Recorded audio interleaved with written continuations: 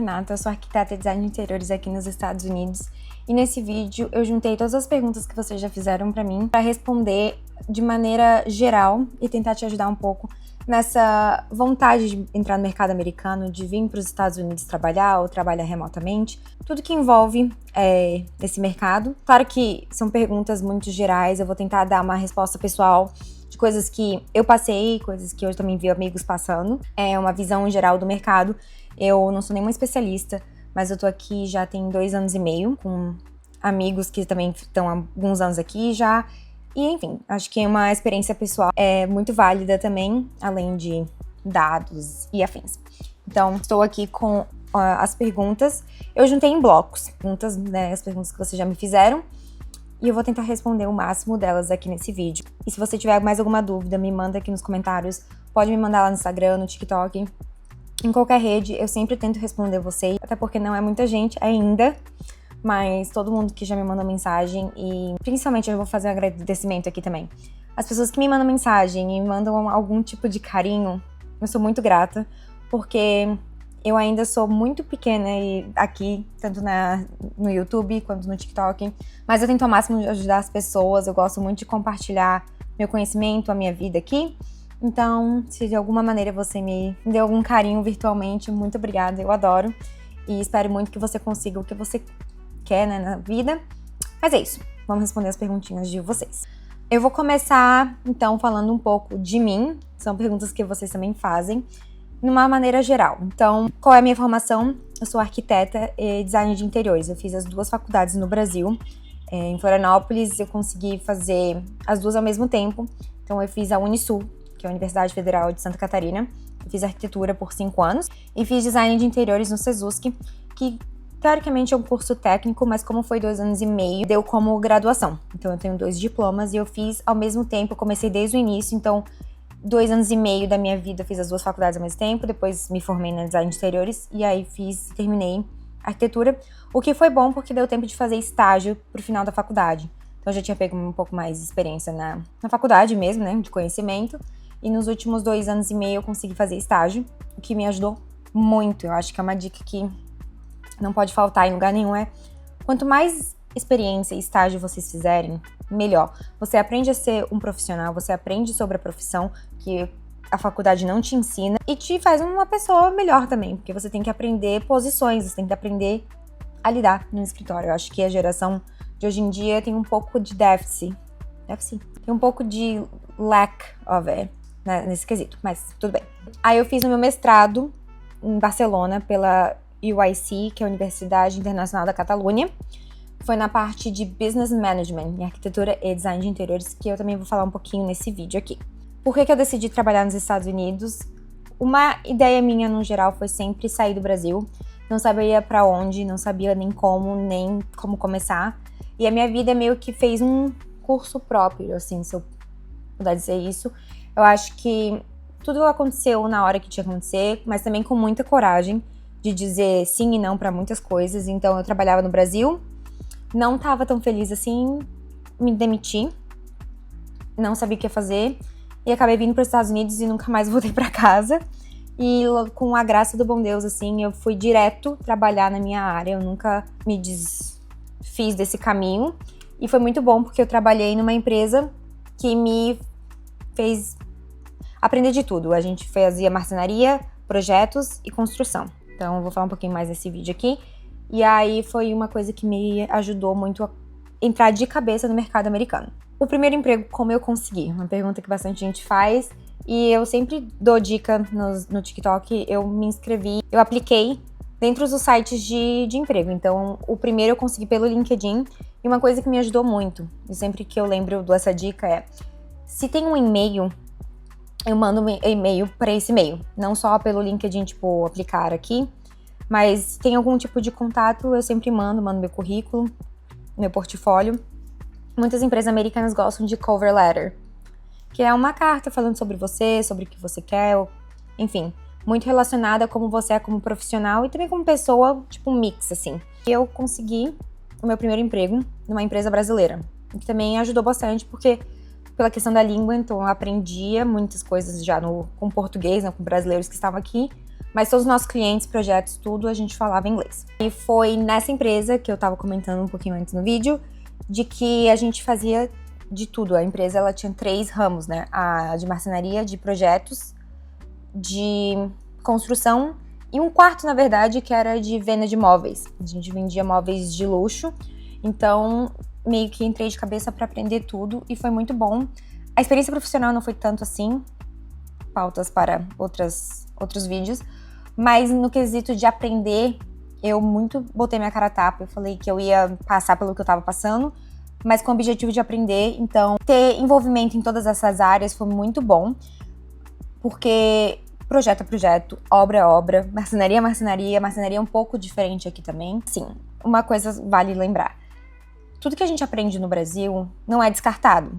Eu acho que a arquitetura engloba muitas coisas. Design de interiores também, a gente tem que ter muita noção espacial, muita noção de falar com as pessoas, do cliente, de entender projetos, independente se o projeto vai ser numa medida, num outro, num país, no outro, a concepção é a mesma. A gente tem que entregar aquilo que o cliente quer e também lidar com todo esse processo. Então, eu aprendi também muito com uma chefe que eu tinha, já tem acho que mais de 30 anos aqui, não sei, bastante tempo, como arquiteta, então eu tirei bastante proveito disso. Ela segurou muito na minha mão e falou, tu vai aprender, e de fato eu aprendi. Então, eu aprendi tudo de uma vez só.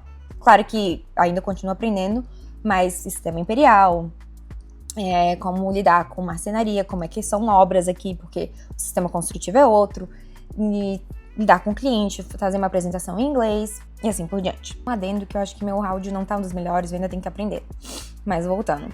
Antes de vir para os Estados Unidos, a minha experiência profissional no Brasil foi voltado mais para arquitetura. Eu fiz um breve trabalho no estúdio de design de interiores e quando eu voltei do mestrado, eu fui direto para a área de arquitetura, de gerenciamento de projeto mesmo. Tanto que essa é a carreira que eu sigo hoje aqui nos Estados Unidos. E outra, a arquitetura te dá muitas portas, não é só fazer projeto. A menos que você goste, você queira, tá tudo bem. Mas as portas meio que se abriram pra mim pra gerenciamento de projeto. Eu sempre gostei muito da área gerencial, de coordenação e tudo mais. Então, eu trabalhei 2 anos numa empresa em Florianópolis, de construção, que foi muito bom também. É muito bom ter experiência em construção, porque te abre os olhos e você vê o que tá no papel, você vê em vida real. E como as coisas são diferentes, como você traduz aquilo pro papel em vez do papel pra realidade, sabe? Então, fiquei 2 anos nessa empresa, foi muito bom, foi meu primeiro emprego de verdade. O meu antigo chefe me deu toda a confiança possível, acho que eu agradeço imensamente a ele por essa oportunidade. Só que não era aquilo que eu queria daquela maneira, então foi quando eu decidi sair da empresa, o que também foi libertador nesse sentido, porque muitas outras portas se abriram. E um adendo para quem tá querendo aplicar para trabalho, independente se seja no Brasil, se seja nos Estados Unidos, na Europa, nem tudo bem fácil. E se veio para você, que maravilha, mas sabe que a gente vai receber muitos nãos para receber um sim. E a gente precisa desse um sim. Então vai dando a cara a tapa, vai aplicando, vai recebendo não, até você receber seu sim. Bom, vamos pular para a parte do diploma. Eu tenho um diploma no Brasil e nunca validei nos Estados Unidos, nunca me fez diferença e não é obrigatoriedade. Sei que eu posso estar falando uma besteira aqui, mas segundo o que eu pesquisei, antigamente, alguns anos atrás, tinha um acordo entre o Brasil e os Estados Unidos pra gente conseguir validar o diploma sem precisar passar pela faculdade, assim, algumas matérias, alguma coisa nesse sentido. Eu sei que hoje é um pouquinho mais complicado, então não me fez diferença, nunca me pediram meu diploma. O foco principal aqui dos americanos é ter experiência, é ter um bom portfólio, uma boa postura e saber o que você tá falando, saber o que você tá fazendo. Então, nunca me foi um empecilho, a não ser que eu queira me tornar uma arquiteta licenciada, que também é pauta para alguns minutinhos aqui. Então, eu não quis esse sonho, não tive esse sonho ainda, é um outro processo, então, por enquanto não me fez falta, assim como design de exteriores, assim como arquiteta. Você vai trabalhar em escritórios, tanto de arquitetura quanto design de interiores, mas você só não vai assinar projeto. Você pode fazer toda a parte de projeto, de desenho, de elaboração, de management e tá tudo bem. A diferença entre ser licenciado ou não é muito mais na parte número 1 de vagas, não é toda empresa que procura, e se a empresa procura, ele sempre tem um ou dois, né, tipo, arquitetos que têm essa licença, até porque não é muita gente que tira. Existe uma diferença salarial, mas também vai muito do que você quer, a menos que você queira ser seu próprio dono e você precise de assinar. Existem empresas que fazem isso para você também. Então, não existe tanta diferença nesse sentido no mercado. Tem empresas que procuram, mas as empresas muito mais têm arquitetos não licenciados do que arquitetos licenciados. Deu para entender? Se o meu mestrado na Espanha fez diferença? Eu acho que sim e não. Eu acho que sim, porque demonstra uma experiência internacional, uma experiência em inglês, me deu confiança mais pessoal do que talvez profissional. Foi um mestrado bom. Eu acho que me deu muito mais confiança em mim, em saber que eu tenho capacidade de trabalhar em inglês ou lidar com espanhol, do que alguém ler e falar, nossa, eu acho. Nunca me falaram nada nos empregos que eu tive, mas é uma experiência, eu acho que super vale se você tem a oportunidade de fazer mestrado. E o mestrado também te ajuda a um passo adiante de conseguir a licença também. Falando um pouquinho só da licença de arquiteto, eu não sou muito expert nessa área, porque eu ainda não fui muito atrás. Eu sei de pessoas que estão fazendo teste, eu pesquisei um pouquinho, assim, pra saber. Mas é um processo longo, é um processo que exige também dinheiro, você tem que pagar as provas, você tem que ter um banco de horas de experiência, embaixo, tipo, under um arquiteto licenciado. E aí, enfim, estudar, acho que são 3 provas, você tem que fazer, passar nas 3, pagar as 3. Então demora mais ou menos uns 2 anos, eu diria, pra ser, além da faculdade, né? Pra você ser um arquiteto licenciado. Uma pergunta, né, uma área de perguntas que eu recebo bastante é como funcionam os escritórios aqui nos Estados Unidos. Eu acho que escritório vai de escritório para escritório, depende da área, de se é interiores, se é arquitetura, mas eu acho que o princípio é o mesmo global, mas vai da política da empresa, né? Então, uma área de arquitetura, por exemplo, eu tenho uma amiga que trabalha no escritório que faz arquitetura em interiores, e ela é a líder do projeto, então ela faz tudo do começo ao fim, desde comunicação com o cliente, budget, projeto, acompanhar o projeto na obra. E aí as pessoas que estão abaixo dela são os juniors. E eles ajudam em todos os projetos da empresa, mas sempre tem um líder com vários projetos. Isso é uma maneira de trabalhar. Na empresa que eu trabalho, a gente tem os lead designers, que também, cada um tem o seu projeto, mas todo mundo se ajuda. Claro que o líder que tem um projeto, ele sabe tudo do começo ao fim. E aí, ele faz toda a parte de comunicação com o cliente, projetos, apresentações, escolha de materiais, de móveis. Só que a gente tem um pouquinho de separação em algumas funções, como, por exemplo, a gente tem uma leader designer, que é a director, desculpa. Ela gerencia todo mundo para saber se a gente está no prazo de design e afins. Temos uma procurement, que é a pessoa que faz todas as partes de compras. Ela pega o projeto, vê tudo que a gente selecionou, faz a compra e gerencia essa entrega junto comigo, Project Manager. Então eu faço toda a parte de gerenciamento de obras, sabe? Eu pego o projeto e vejo se a obra tá fazendo, eu fico atrás dos GCs, que são General Contractors aqui, faço toda essa parte que envolve obra. Mas eu também tô envolvida no sentido de saber o que eles estão fazendo, projetando, quais são as ideias, porque não adianta nada pegar uma planta e falar, tá, e agora? Então eu fico mais no backstage, assim, assistindo tudo e também organizo o que a obra precisa pro escritório. Então eu sou a ponte de comunicação. A gente também tem um drafter, então ele faz toda a parte de desenho, para tentar diminuir um pouco a carga dos designers, porque são muitas coisas, muitos projetos ao mesmo tempo, às vezes eles estão na mesma fase, então fica meio que uma loucura. Só que, como por exemplo, a minha amiga trabalha num escritório muito grande. São, sei lá, 20 pessoas trabalhando. A gente trabalha numa versão interiores, que é uma versão boutique. Então a gente tem, tipo, 7 pessoas, por aí. Também a escala de projetos vai depender do escritório, vai depender do estilo. A gente tem muitos projetos de alto padrão. A minha amiga, ela também trabalha no nível alto padrão. Mas aqui a gente tem um escritório para todos os níveis. Sejam eles reformas, sejam eles só projetos do zero, de investimento, trabalho só de arquitetura, só de prédio, só de casa. Então, quando você aplica para uma vaga, tem que ver exatamente a descrição para saber se você vai eu do processo todo ou se você vai ter uma função específica.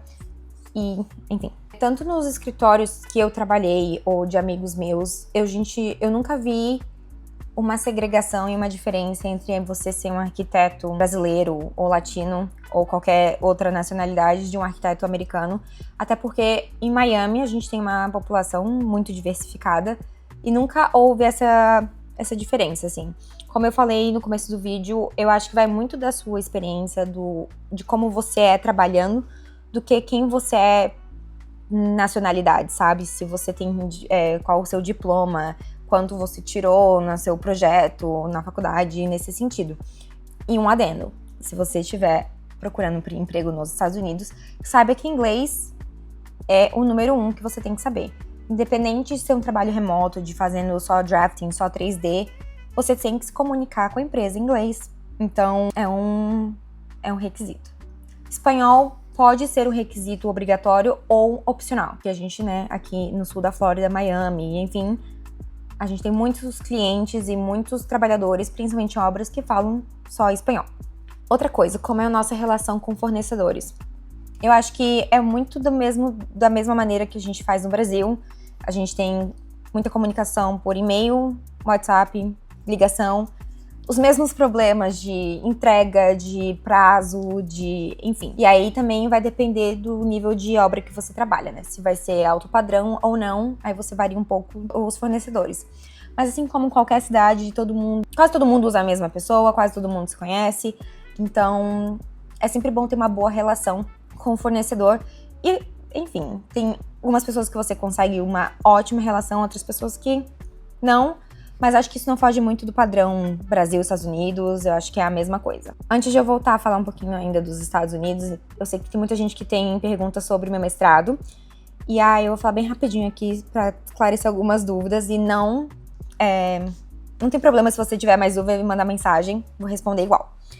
Eu fiz, então, a Universidade Internacional da Catalunha, em Barcelona. Foi 1 ano de 9 meses, acho, de mestrado. Na minha época, como eu peguei Covid, tempos do Covid, a gente meio que fez um combo em menos meses, assim. Então, acho que nesse sentido eu não tive tanto uma experiência boa, porque foi tão puxado, assim, tão rápido, que não deu tempo de fato, curtir o estudo, sabe?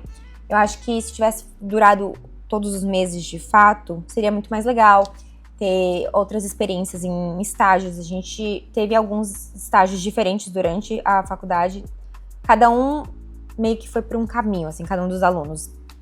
Eu segui um caminho que não foi tão útil pra mim, se eu for bem sincera, foi muito mais na parte de comunicação do que projetos e tal, mas também não durou muito tempo, então, enfim, foi uma experiência. Eu escolhi fazer na Espanha porque na verdade, eu escolhi Barcelona, porque Barcelona enfim, uma das capitais de arquitetura, todo o planejamento, o urbanismo daquela cidade.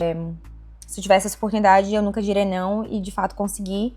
E era o número 1 cidade que eu queria fazer. Até pelo espanhol, apesar do meu curso ter sido em inglês, que muita gente pergunta, foi inteiramente em inglês.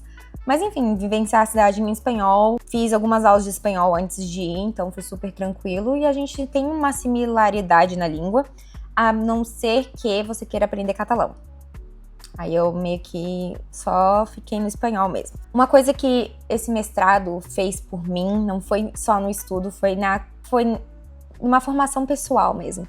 De ter tido a coragem pela primeira vez viajar sozinha, fazer amigos, estudar em outro país, falar outra língua, porque se eu não falasse inglês ou espanhol, eu não ia me comunicar. Então, eu acho que isso me ajudou na desenvoltura para minha carreira no futuro do que só o estudo em si. Então, eu acho que vale a pena, independente de qual curso você queira. Se você tem oportunidade de estudar fora, diga sim, sem sombra de dúvidas. Voltando ao mercado americano, muita gente me pergunta se o mercado aqui é muito voltado para arquitetura ou interiores. Eu acho que tem mercado para os dois igual. Minha experiência aqui em Miami, vendo então, vagas de emprego e afins.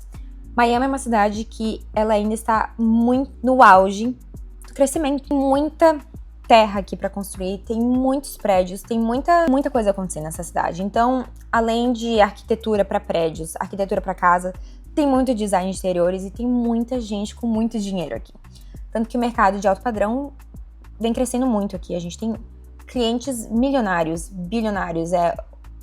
É um outro mercado, além do mercado padrão de design de interiores. Eu acho que o high-end Ele é um mercado incrível, mas você também tem que saber lidar com esse tipo de pessoa, né? Não é simplesmente, oi, tudo bem. Eles esperam um nível elevado de serviço, de comunicação e afins. Então, para os dois, tanto interiores quanto arquitetura, tem muito mercado, mas não só aqui no sul da Flórida, eu acho que nos Estados Unidos inteiro, muito, principalmente nas cidades grandes, né? Então, tipo Nova York, Los Angeles, enfim, várias cidades por aí. Outra coisa que perguntam bastante indo pro sistema aqui dos Estados Unidos é como eu me adaptei ao sistema imperial, que é o sistema de medida deles aqui. E, gente, não foi fácil no começo, mas tem uma coisa que a vida te ensina é ir e fingir até você conseguir, sabe? Fake it until you make it. 100% eu vim sem saber absolutamente nada, até porque não tinha noção de que eu ia ficar nos Estados Unidos. Então, a Trena, eu sempre falo isso, a Trena foi meu melhor amigo. É falar, tipo, eu preciso de tantos. Eu abri a Trena, vi aqui, né?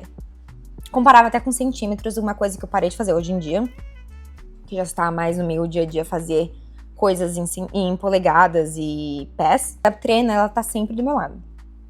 Pra eu poder entender, quando alguém me fala, é 20 polegadas, eu abro e entendo quanto é 20 polegadas. Antes, me ajudava um pouco a poder traduzir, então saber que, tipo, 12 polegadas é 30 centímetros. Que não é exatamente, mas você tem uma referência. Então, você vai aprendendo fazendo, tanto desenhando, quanto indo na obra medindo, quanto vendo outros projetos, pesquisando na internet.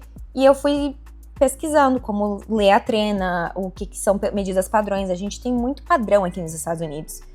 Assim como no Brasil, mas aqui é muito padrão, sabe? Altura de bancada, tamanho de geladeira. Então tem coisas que já tá no piloto automático, sabe? Uma coisa que eu ainda não me acostumei, mas assim, nada que uma calculadora e até os americanos, enfim, são as frações. São coisas que, tipo assim, não sei nem pra que existe, gente. Não sei porque nunca aceitaram o sistema métrico. De 10 em 10 tá todo mundo feliz. Agora, fração é pra acabar, né? Mas também, treninha, AutoCAD, calculadora, é o kit completo. O sistema de construção também é outra coisa que a gente aprende na faculdade do Brasil, mas ver aplicado, ver como eles constroem, o que a gente precisa para o sistema construtivo deles é diferente. Então, se vocês verem aqui, ó, isso aqui é drywall, então a parede ela não é maciça. Então eu consigo botar tipo um pregozinho assim com a minha mão, consigo botar um quadro. Mas para botar uma TV precisa de reforço, para botar uma marcenaria precisa de reforço. Então, você precisa começar a aprender esses detalhezinhos, né? De que um drywall é diferente de uma alvenaria, que tem casas que a parte externa é alvenaria, por questões, né? Principalmente aqui no sul da Flórida de furacão, a gente tem esquadrias específicas para isso. Portas também. E os códigos de cada cidade. Isso é uma coisa que eu ainda aprendo constantemente no meu dia a dia.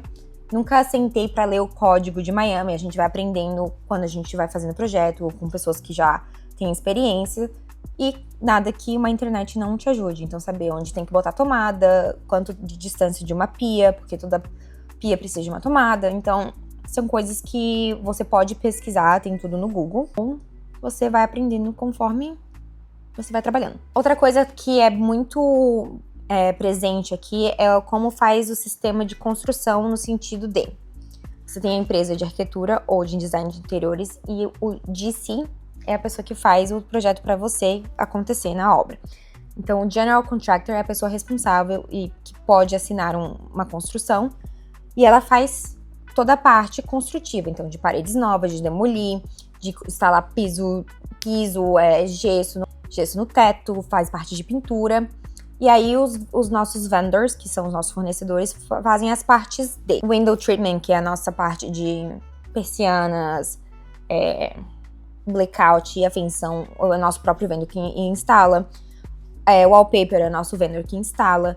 Claro que tudo vai depender do budget do cliente, vai depender do que o DC tem de pessoas trabalhando para ele. Às vezes o DC pode fazer a marcenaria, às vezes você contrata a marcenaria específica, então ele faz.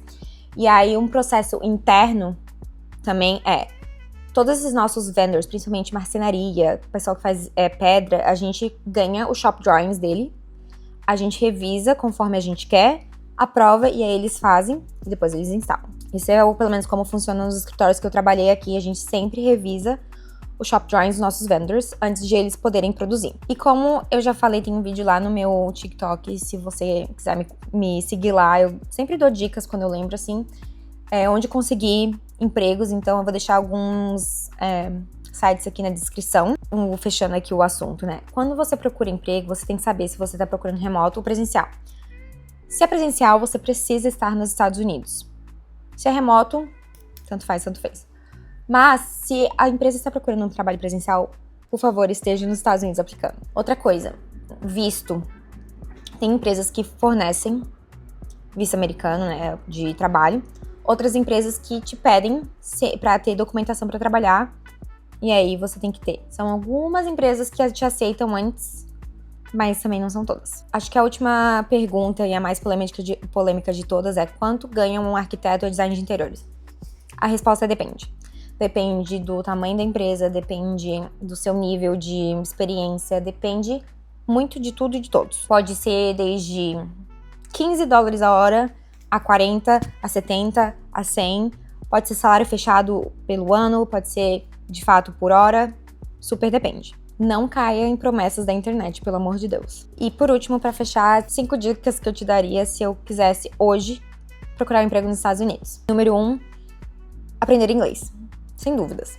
Número 2 é fazer o meu currículo e meu portfólio em inglês de forma simples, direta. Eles gostam muito de saber experiência.